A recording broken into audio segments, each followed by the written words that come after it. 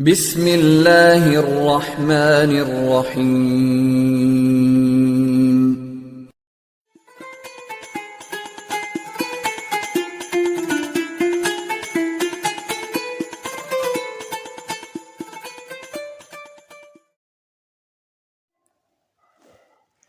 السلام علیکم ورحمۃ اللہ وبرکاتہ۔ غزوہ بدر، حق اور باطل کے درمیان فرق واضح کرنے والا اولین معرکہ۔ بدر کے مقام کو آج جو اہمیت حاصل ہے، اس کی وجہ حق اور باطل کا وہ معرکہ ہے جو سن 20 ہجری میں رمضان المبارک کی 17 تاریخ کو وقوع پذیر ہوا۔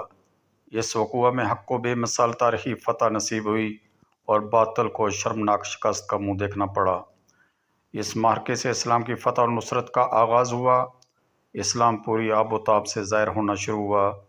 اس طرح غزوہ بدر ایک عظیم انقلاب کی بنیاد ثابت ہوا۔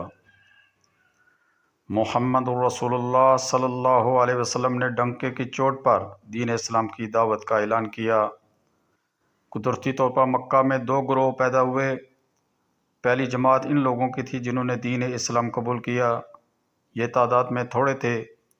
دوسرا گروپ ان لوگوں کا تھا جنہوں نے دین اسلام کو ماننے سے انکار کیا، یہ تعداد میں زیادہ تھے۔ یہ دین اسلام کی مخالفت پر کمر بستہ ہو گئے۔ نتیجہ یہ ہوا کہ منکرین اسلام نے مسلمانوں پر جبر و تشدد اور ظلم و ستم کے پہاڑ توڑنا شروع کیے۔ ایک طرف صبر و تحمل تھا اور دوسری طرف زور و جبر تھا۔ یہ کشمکش 13 سال تک جاری رہی۔ آخرکار مسلمانوں پر سرزمین مکہ تنگ سے تنگ تر ہوتی چلی گئی۔ تب وہ آہستہ آہستہ اور خاموشی سے چوری چھپے مدینہ کی جانب ہجرت پر مجبور ہوئے، یہاں تک کہ آخر میں محمد رسول اللہ صلی اللہ علیہ وسلم نے بھی حضرت ابو بکر صدیق کے ہمراہ مکہ کو خیر باد کہا اور مدینے کو آباد کیا۔ مکہ کے قریشیوں نے اب خانمائے برباد تارکین وطن کو مدینہ میں بھی چین اور سکھ سے رہنے نہیں دیا تھا کہ اہل مکہ کے کافروں اور مشرکوں سے جنگ کر کے ان کی طاقت توڑ دی جائے۔ اور سب سے بڑی اور اہم بات یہ تھی کہ اللہ تعالیٰ کی مشیت بھی یہی تھی کہ حق کو حق کے ساتھ ثابت کیا جائے اور کفر و شرک کو جڑ سے کاٹ کر پھینک دیا جائے، تاکہ حق کی حقانیت ظاہر ہو اور باطل باطل کے ساتھ ثابت ہو جائے۔ لہٰذا اللہ اور اللہ کے رسول صلی اللہ علیہ وسلم کے حتمی فیصلے اور دوسرے گروہ کے خیال کے مطابق اپنا دفاع کرنے کے لیے لگ بھگ 300 مجاہدین کی فوج ترتیب دی گئی۔ ان میں سے صرف 2 کے پاس گھوڑے تھے۔ کل 70 اونٹ تھے جن پر 300 مجاہدین باری باری سوار ہوتے۔ رسول اکرم نبی مکرم محمد مصطفیٰ صلی اللہ علیہ وسلم نے بذات خود اس فوج کی قیادت فرمائی۔ آپ صلی اللہ علیہ وسلم نے اپنے جان نثاروں کے ہمراہ رمضان کی 16 تاریخ کو مدینہ منورہ سے بدر کی جانب کوچ فرمایا۔ ہجرت کے دوسرے سال کا یہ ایک اہم ترین واقعہ ہے۔ دشمن آپ صلی اللہ علیہ وسلم سے پہلے وہاں پہنچ چکا تھا۔ اس نے جگہ جگہ پڑاؤ ڈالا جو جنگی نقطہ نظر سے زیادہ اہم تھی، جہاں پانی کے کنویں تھے۔ اس لیے آپ صلی اللہ علیہ وسلم نے بحالت مجبوری کنووں کے شمال مشرقی سمت میں ایک اونچے ٹیلے پر قیام فرمایا۔ آپ صلی اللہ علیہ وسلم کے جان بازوں نے وہاں ایک جھونپڑی یا سائبان بنا دیا تاکہ آپ صلی اللہ علیہ وسلم بحیثیت سپہ سالار اعظم وہاں سے میدان جنگ کا مشاہدہ کر سکیں، حالات کا جائزہ لے سکیں اور وقتاً فوقتاً ہدایات جاری کر سکیں۔ سائبان کے پیچھے 2 برق رفتار سانڈیاں باندھی گئیں تاکہ خدا نخواستہ میدان جنگ کا نقشہ پلٹ گیا تو اور اہل اسلام کو شکست کا منہ دیکھنا پڑا تو ایسے نازک موقع پر آپ صلی اللہ علیہ وسلم ان پر سوار ہو کر مدینہ منورہ مرجت کر سکیں۔ سامنے نشیب میں کفاران مکہ، مشرکین قریش اور دشمنان اسلام کا پرشکوہ لشکر پڑاؤ ڈالے ہوئے تھا۔ ان کی تعداد، جاہ و عظمت، ساز و سامان دیکھ کر اور یہ دیکھ کر کہ پانی پر دشمنوں کا قبضہ ہے، یہ جان کر کہ زمین ریتلی ہے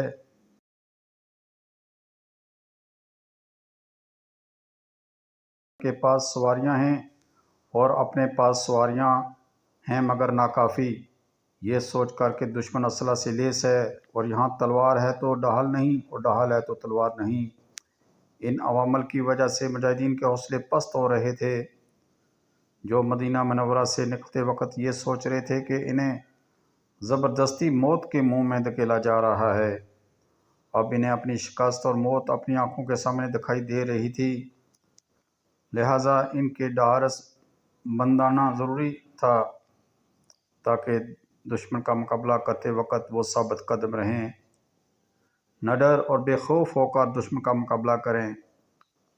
اللہ تعالیٰ نے ان کی ذہنی اور نفسیاتی کیفیت اس طرح تبدیل کی اور ان کی اس طرح احانت مدد فرمائی کہ اول رات میں بارش ہوئی۔ بارش سے دوسرا فائدہ یہ ہوا کہ پانی کی قلت دور ہوئی۔ مجاہدین نے چھوٹے چھوٹے حوض بنا کر بارش کا پانی جمع کیا تاکہ وقت ضرورت کام آئے۔ بارش سے تیسرا فائدہ یہ ہوا کہ ان کے پیروں کے نیچے کی ریت جم گئی، جس سے ریت میں پیر دھنسنے کا خوف ان کے دلوں سے جاتا رہا۔ بارش سے چوتھا فائدہ یہ ہوا کہ دشمن نشیبی علاقے میں تھا، اس لیے وہاں کیچڑ ہو گئی، جس سے ان کے سواروں اور سپاہیوں کے پاؤں زمین پر جم نہیں پا رہے تھے۔ بارش سے پانچواں فائدہ یہ ہوا کہ مجاہدین رات میں بے خوف ہو کر سو گئے اور صبح جب نیند سے بیدار ہوئے تب ان کے قلوب پر سکون طاری تھا۔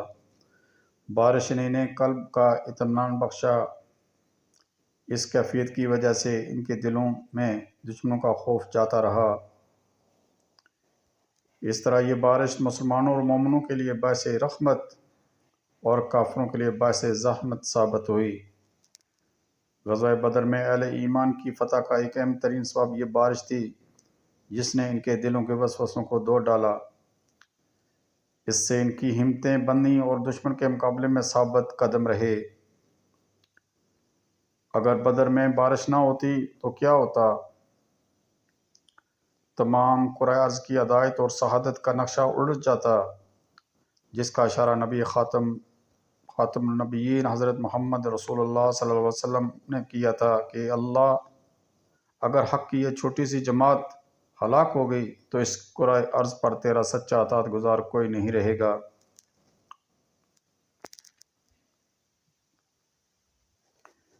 دراصل بدر میں جس رات بارش ہوئی، اس سے پہلے سائبان میں اللہ کے رسول محمد رسول اللہ صلی اللہ علیہ وسلم اللہ کے حضور سجدہ ریز ہو کر دین اسلام جو دین حق ہے کی بقا کے لیے عجز و انکساری کے ساتھ گڑ گڑا کر رو رو کر دعا مانگ رہے تھے۔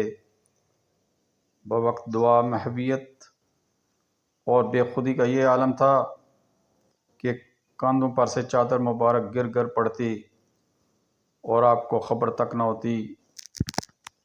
آپ صلی اللہ علیہ وسلم کی اس دلی بے قراری پر یار غار حضرت ابوبکر صدیق رضی اللہ تعالیٰ عنہ نے دربار رسالت میں عرض کی، یا رسول اللہ، اللہ تعالیٰ اپنا وعدہ وفا کر کے رہے گا، آپ خاطر جمع رکھیں، اپنے بے قرار دل کو قرار دیں۔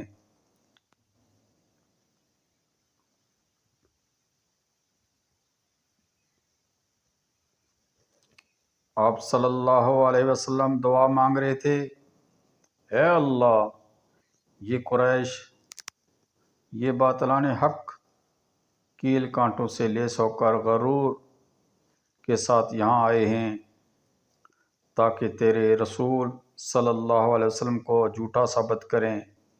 اے اللہ، تیری نام لیوا مٹھی بھر جماعت اگر آج ہلاک ہو گئی تو روئے زمین پر تیرا اطاعت گزار اور عبادت گزار کوئی نہ ہوگا۔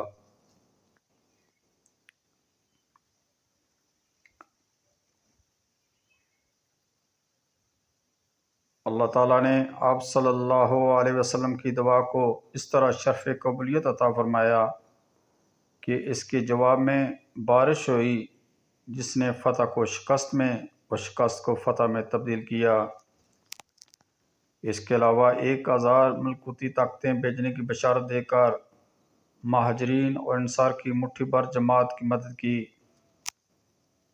قرآن مجید فرقان حمید میں سورہ انفال کی آیت 56 میں اللہ تعالیٰ کا ارشاد گرامی ہے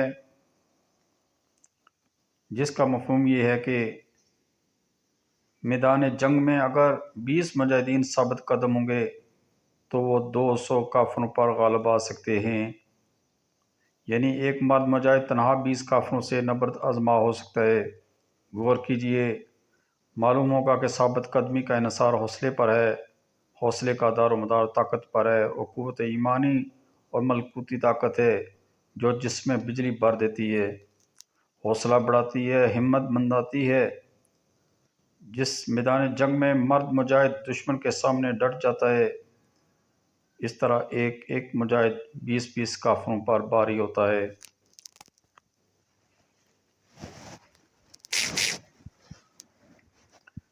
اس کے بعد آپ صلی اللہ علیہ وسلم باہر تشریف لاتے ہیں، فوج سے مخاطب ہوتے ہیں کہ تم اس وقت ساری دنیا میں اللہ تعالیٰ کی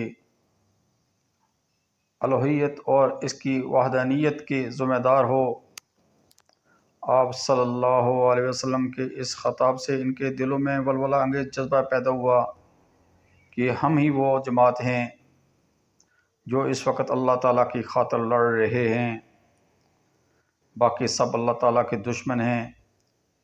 اس جوش اور ولولہ کے باعث ایک ایک آدمی کو ہزار آدمی کی قوت حاصل ہوتی ہے اور جان پر کھیلنے کو آمادہ ہو جاتا ہے۔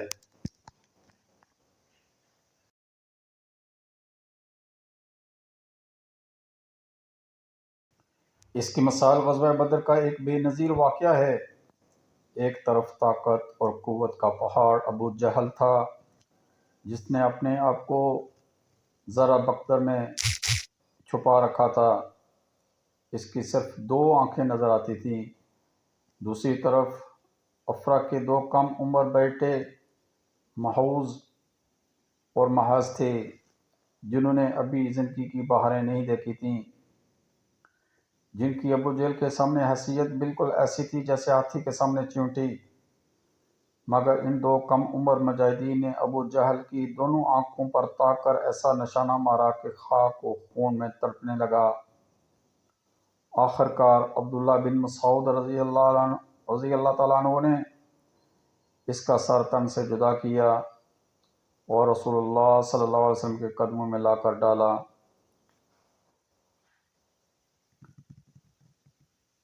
ان بچوں کے اندر نیزہ اٹھانے کی طاقت کہاں سے آئی؟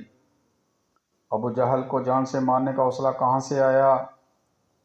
دراصل یہ وہ ملکوتی توانائی ہے جو اللہ تعالیٰ نے ان کے اندر بجلی کی طرح بھر دی اور اسلام کے سب سے قوی، جرئی اور ظالم دشمن کو بے بس اور ناتواں ہاتھوں سے ہلاک کروایا۔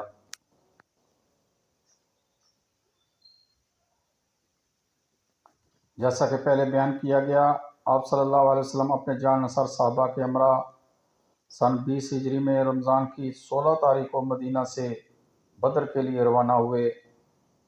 دوسرے روز یعنی 17 رمضان کو حق و باطل کے درمیان فیصلہ کن جنگ ہوئی، جس میں اللہ تعالیٰ کی مدد سے حق حق کے ساتھ اور باطل باطل کے ساتھ ثابت ہوا۔ حق کی جیت نے کفر و شرک کو جڑ سے کاٹ کر پھینک دیا۔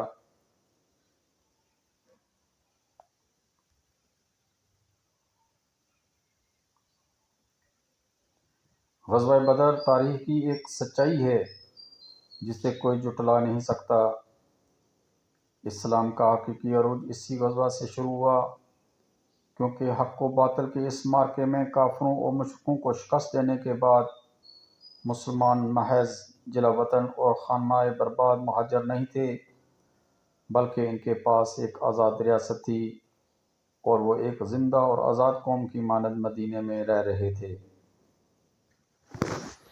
دعا ہے اللہ سبحانہ و تعالیٰ دین اسلام کو غلبہ نصیب فرمائے اور محکوم مسلمانوں کی مدد فرمائے، اور غزوہ بدر میں ہمت اور شجاعت کا نشان ہمارے پیارے پیغمبر محمد رسول اللہ صلی اللہ علیہ وسلم کے جان نثار صحابہ کے نقش قدم پر چلنے کی توفیق عطا فرمائے۔ آمین ثم آمین۔